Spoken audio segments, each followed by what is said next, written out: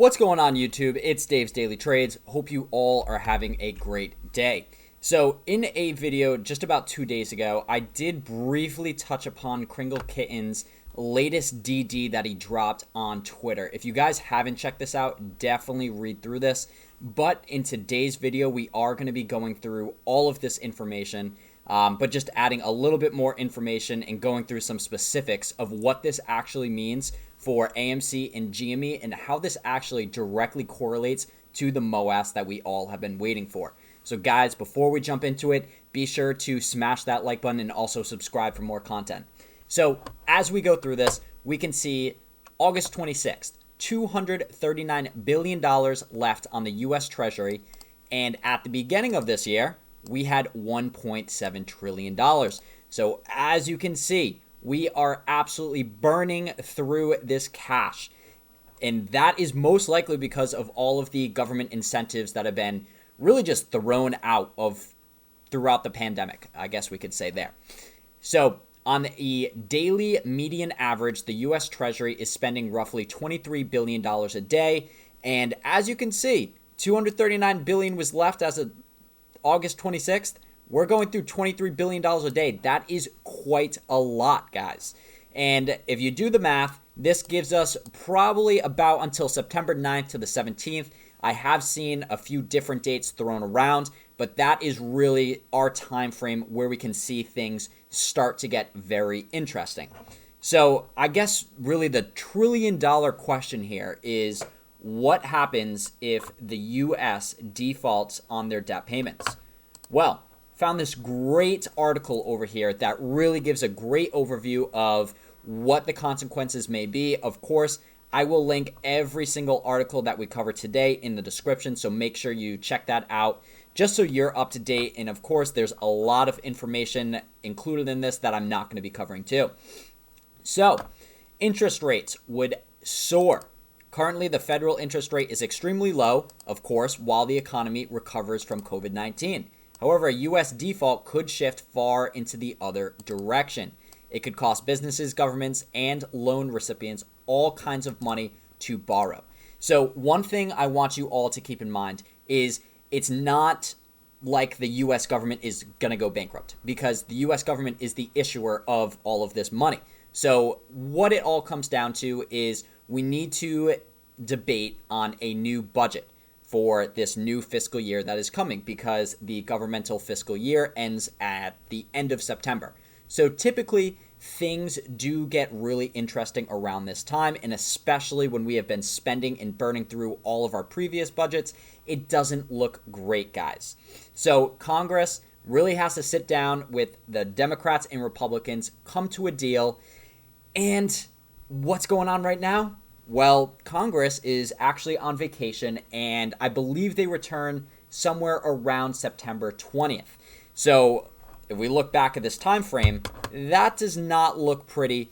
And even if this goes over our estimate of September 9th to September 17th, say it even goes all the way until the end of September, until they default. Well, it does not give them a lot of time. And as we know, Democrats and Republicans are two very separate parties.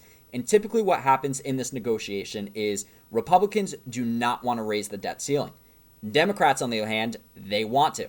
So what's going to happen, Democrats and Republicans, and I don't mean to get all political here, guys, are really going to argue to find some type of middle ground. And a lot of people are saying that lever that's going to be thrown in is actually going to be with the capital gains tax, because the Biden administration came out, pretty much said, we want to raise capital gains taxes over $1 million. And as most of you already know, Republicans do not like that. So that's what they're going to try to throw in to come to a deal.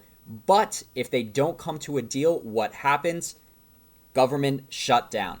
So, doesn't sound pretty. And I don't know how old all of you guys are, but back in 2013 was the last government shutdown. And just to go over a few things of what would happen during this time, we'll jump right into it here. So it's going to be cut spending on payment of student loans, tax returns, government checks, Social Security, military personnel will not get paychecks, and also all government employees, Medicare, Medicaid, all of the government facilities will shut down, and literally anything with the government included, you are not going to be getting any money. Now, of course, kind of jumping back as to why we burned through this cash in the first place, it was really because we were supporting the overall economy. We were in some rough times with COVID. Lots of people were getting government checks because people were unemployed, yada, yada, yada. You get the gist of it. So, point being, government shutdown, very risky economy, but how does this relate to what's going on with AMC and GME? Well, we'll jump right into it. So, essentially what's going to happen here is we're coming up and we are now in September. Just want to briefly touch upon why September is literally the worst month in investing. This is something on Investopedia. I'll drop this in the description. Definitely take a quick read through this. So since 1950, that's going back quite some time, the Dow Jones has had an average decline of 0.8%, and the S&P on average has a 0.5% decline during the month of September. Typically, maybe this is just an anomaly. It's just a shitty month.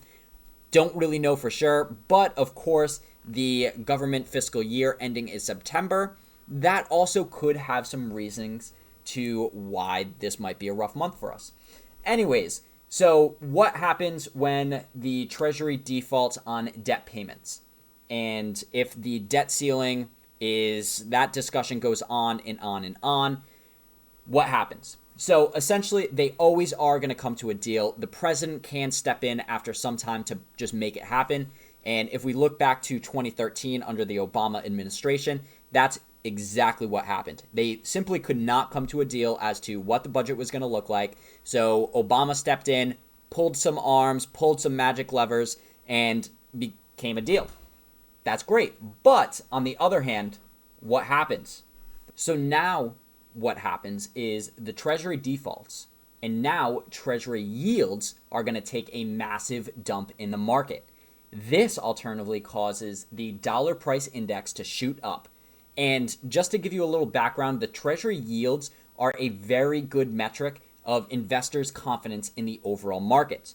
Now, if you have Treasury yields absolutely plummet in the market, confidence is just simply not going to be there, and you are going to start to see some mass sell-offs in the market. Now, you have a lot of risk. What's going to happen? Well, risk exposure is going to be increased for every single portfolio. And now this is where we get into the talks of how it relates to AMC and GME.